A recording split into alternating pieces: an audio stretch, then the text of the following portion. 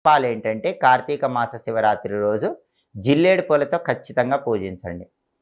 అలాగే ప్రాచీన శివాలయాల్లో లభించే నాగశివలింగ పుష్పం అంటే సహస్రఫణి పువ్వు మీకు దొరికితే ఒక సహస్రఫణి పువ్వు శివుడి దగ్గర ఉంచండి. సహస్రఫణి పువ్వు లేకపోతే జిల్లేడు పూలతో పూజించండి.